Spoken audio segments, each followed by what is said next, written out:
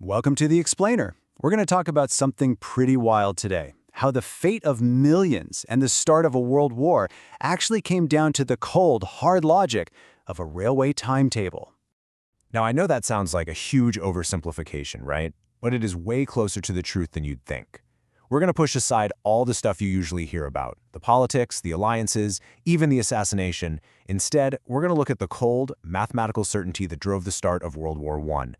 Really, this is a story about logistics.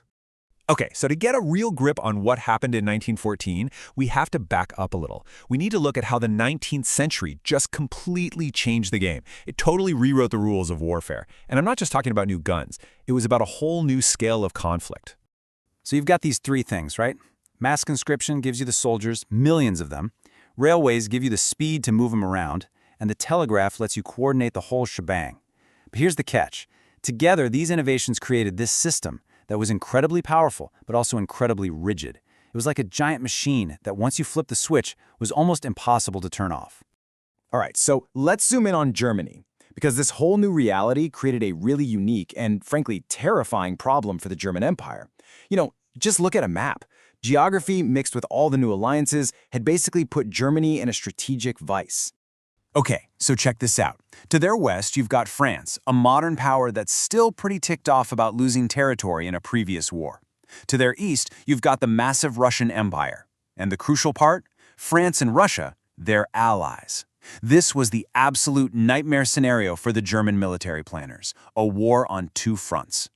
And let me tell you, fighting a war like this, it was seen as just strategically unwinnable if it dragged on. Think about it. You got to split your army, split your supplies, your focus, everything.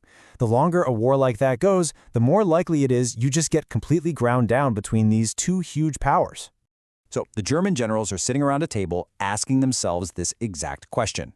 And their answer, it wasn't to avoid the two-front war. No, it was to find a way to fight it, one piece at a time. The idea was to take out one enemy before the other one could even get its boots on. This whole thing, it was a massive gamble that required incredible nerve and absolute clockwork precision. And the solution they came up with is what we now call the Schlieffen Plan.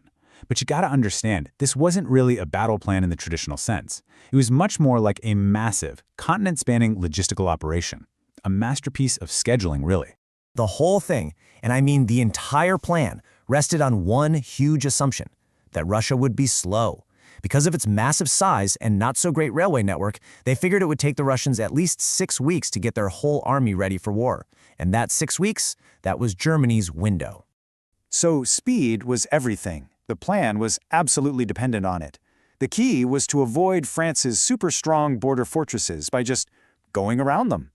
They planned this massive flanking move right through neutral Belgium. That was the big, controversial gamble.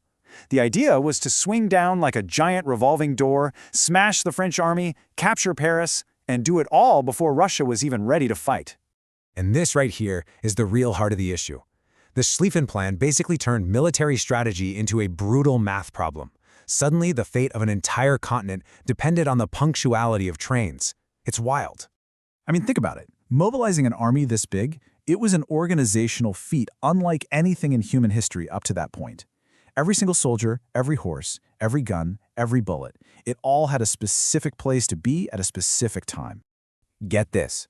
The German general staff had it all worked out. They had timetabled the movements of 11,000 trains just to get their troops to the front. Every single train was scheduled. Every single track was allocated.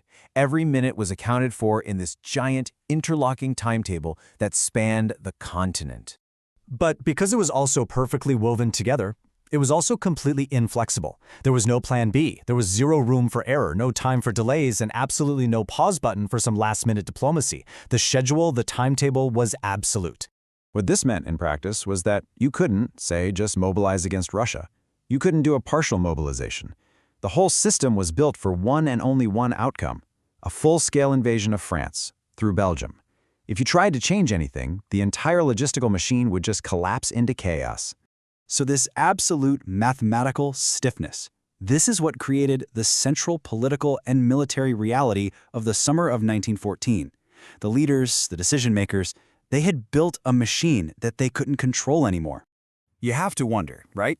Why not just stop the trains, let the diplomats talk it out? And believe me, leaders at the time were frantically asking that same question.